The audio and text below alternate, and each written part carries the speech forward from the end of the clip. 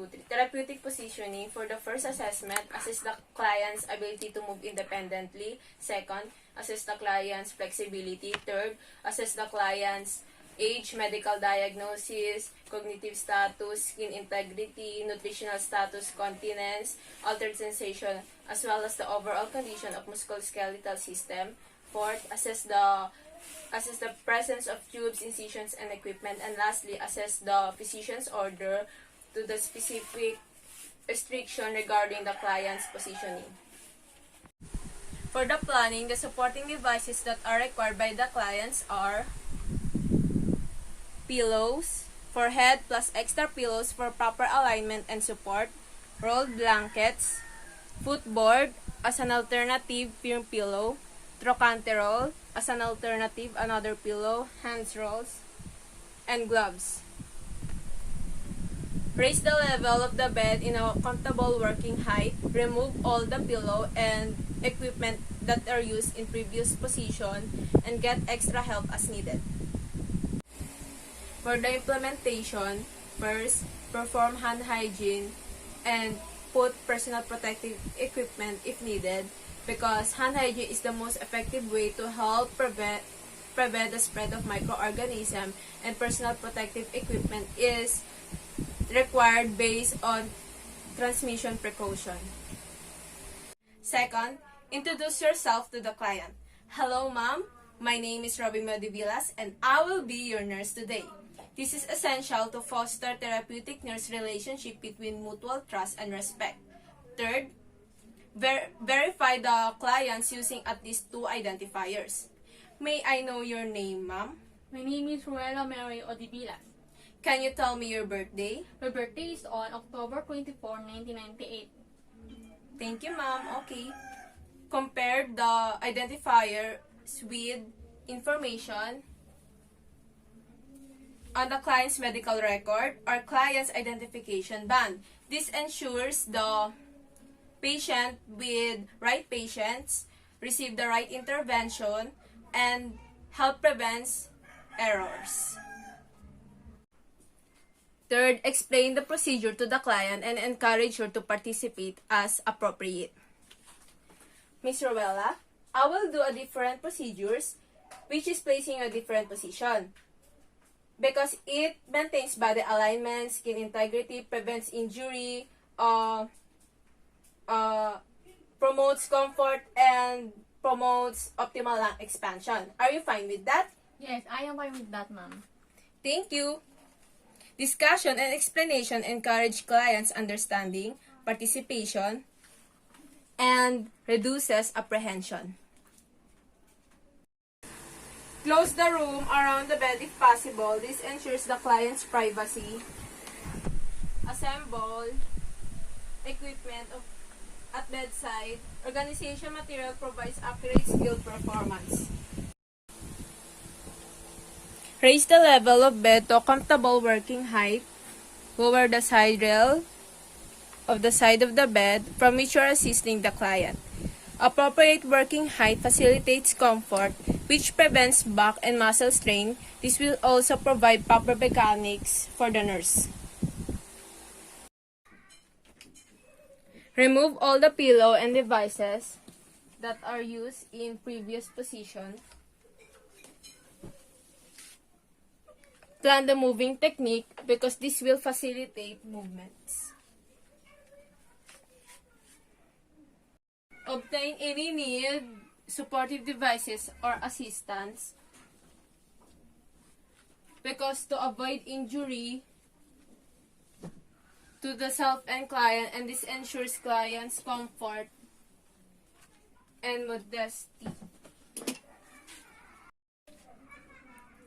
And lastly, follow the proper body mechanics guidelines because this must be maintained so that the undue stress is not placed on musculoskeletal system. Client in supine position. Place the client on back with head of bed flat and spine in straight alignment. This position maintains proper alignment of the spine.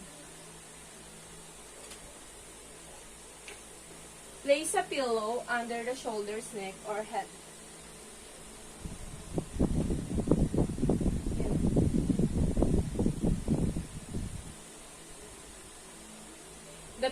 support cervical curvature of the vertebral column.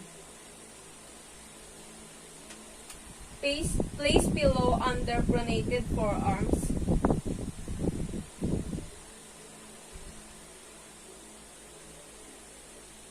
Keeping upper arms parallel to client's body.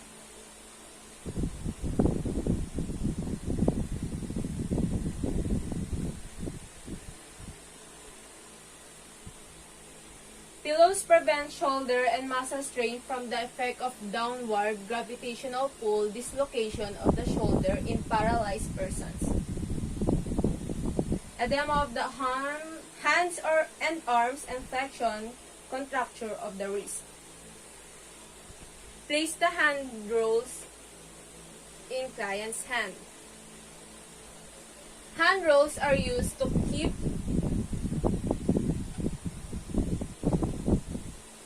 the fingers from flexion and thumb from opposition. Can you get up a little bit?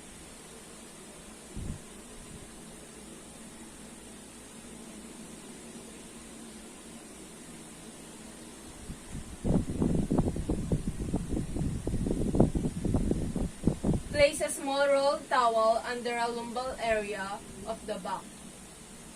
This prevents posterior flexion of lumbar curvature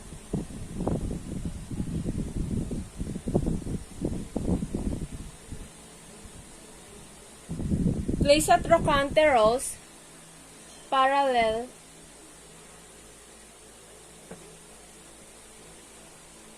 to lateral surface of the client's thighs.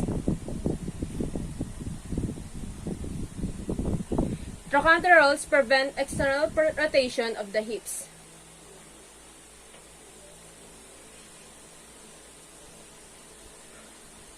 Place a footboard or firm pillows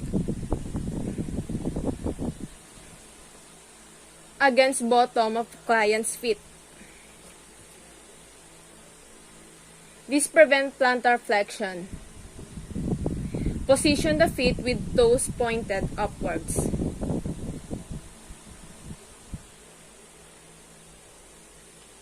This prevents plantar flexion also. Placing the client in Fowler's position. Places the patient in supine position. This position prevents posterior flexion of lumbar curvature. For Fowler's, approximately 45 degrees.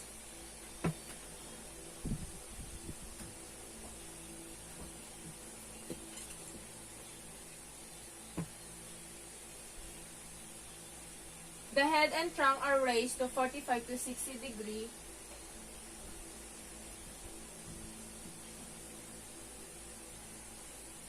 Relative to the bed, and the knees may or may not be flexed.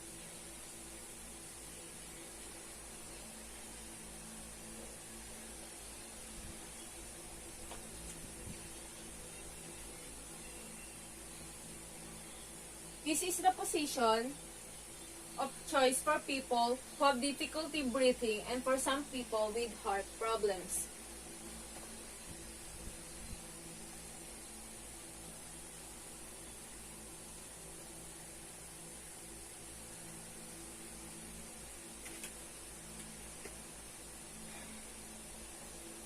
For semi-Fowler's position, approximately an angle of less than 45 degrees.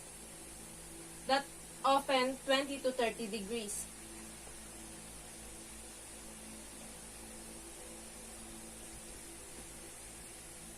When the client is in this position, the gravity pulls the diaphragm downward and allowing greater chest expansion and lung ventilation.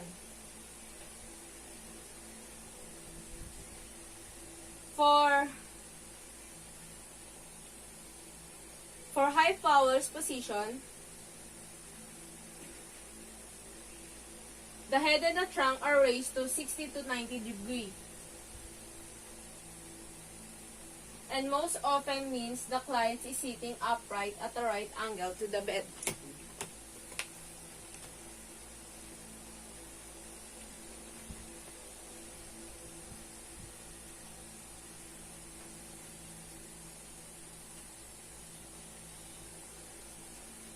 This position is sometimes called low Fowler's and it typically means 30 degree of elevation.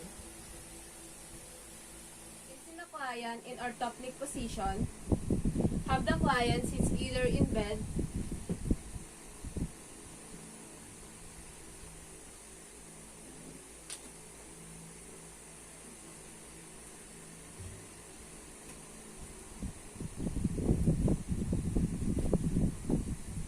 or on the side of the bed with an overbed table across his lap.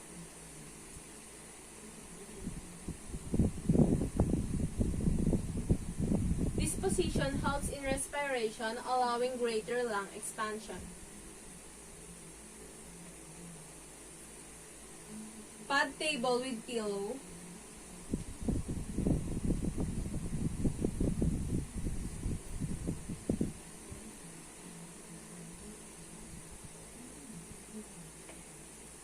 And elevate to a height that is comfortable to the client. It facilitates client's comfort. Have the client bed with head and arms resting on a table. This is particularly helpful to clients who have difficulty exhaling because it presses the lower part of the chest against the edge of the overbed table, allowing maximum lung expansion. For placing the client in lateral side lying, position the patient on the side with the head supported on a low pillow.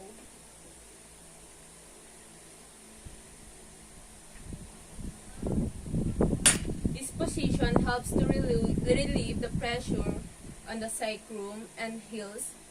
Placing pillows prevent lateral flexion of the neck and fatigue of sternocleidomastoid muscles.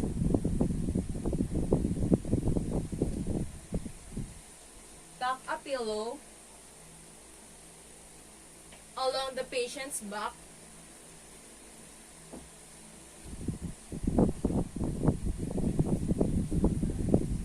The pillow supports the natural lumbar curvature and prevents flexion of the lumbar spine.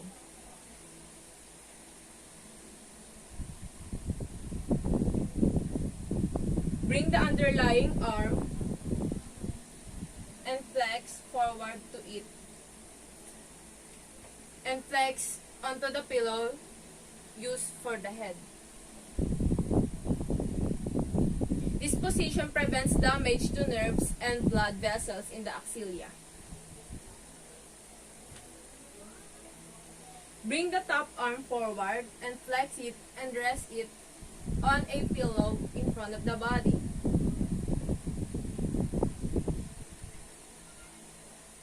This prevents internal rotation and adduction of the shoulder and subsequent limited function.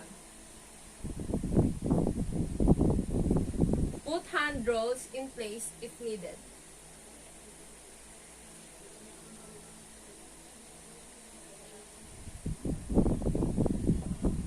Also, it prevents impaired chest expansion.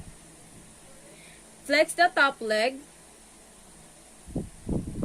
and bring it slightly forward. A position parallel to the bed most closely approximates correct standing alignment and prevent internal rotation of the thigh and adduction of the leg, as well as twisting of the spine. Place the pillow lengthwise under the top leg. Pillow under the leg is placed for good alignment. This will also prevent pressure caused by the weight of the top leg resting on the lower leg. Support the feet at right angles.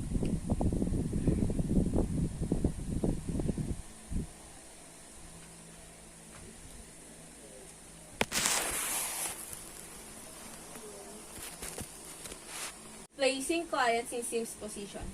Place the patient in a side-lying position using only a single supporting pillow under the head.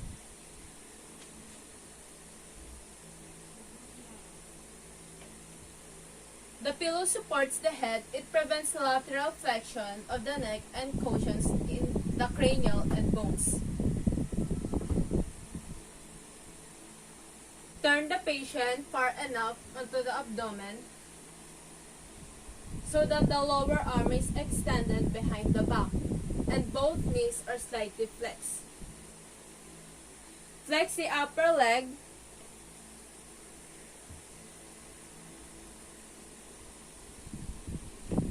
farther forward than the lower leg. This position prevents the damage to nerves and blood vessels in the axilla. It hinders internal rotation and adduction of hip and leg. Turn the head on one side. Be sure the spine is straight. This prevents flexion of the head or hyperextension of the neck. It supports the natural curvature of the spine.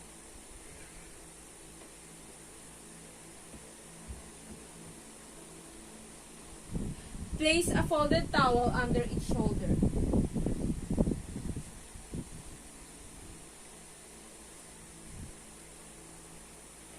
This prevents direct contact of the client's skin to the linen that can cause friction and excoriation.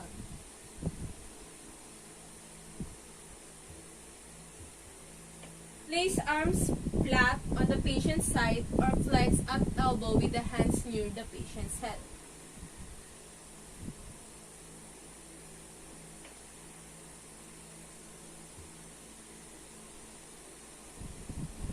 Position the client's feet beyond the end of the mattress or between the mattress and footboard.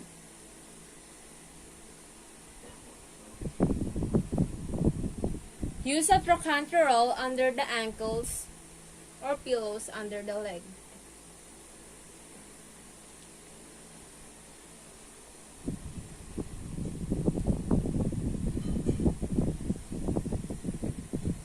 It allows feet to fall naturally over end of mattress. Supports lower leg on a pillow so that toes do not touch the bed. This prevents plantar flexion.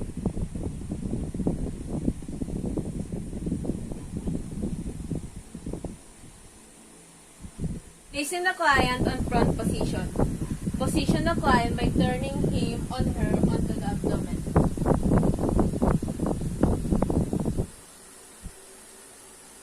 This position promotes drainage from the mouth and is useful for unconscious clients. During respiration, the pressure on the chest could interfere with chest expansion. Turn the head to one side. Be sure that the spine is straight.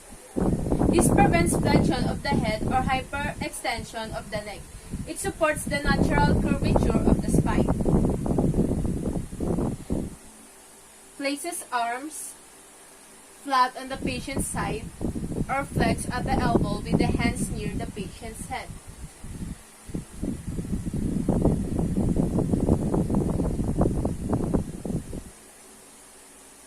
And place hand rolls if needed.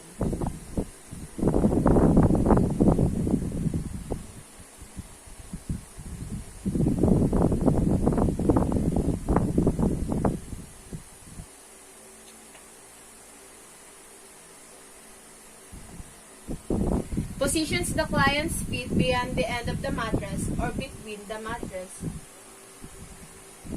and footboard.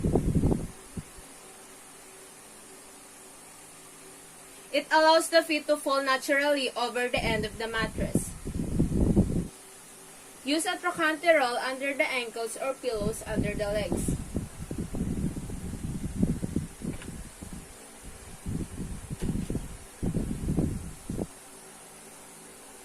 Support the lower legs on the pillow so that the toes do not touch the bed. This prevents plantar flexion.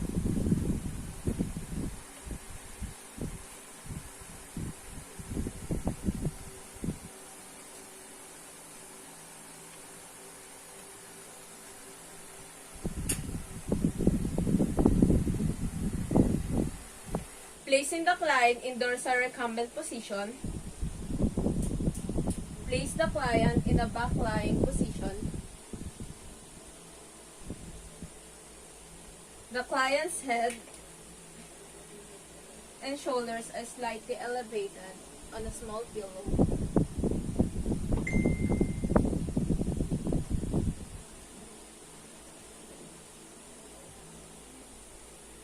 And the forearms may be elevated on a pillow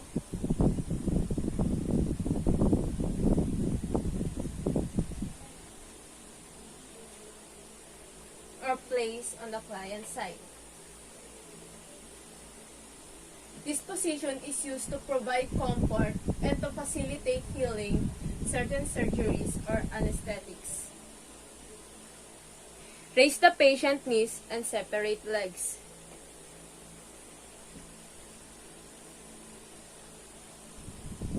This provides better visualization of the perineal area during vaginal exams and insertion of catheters.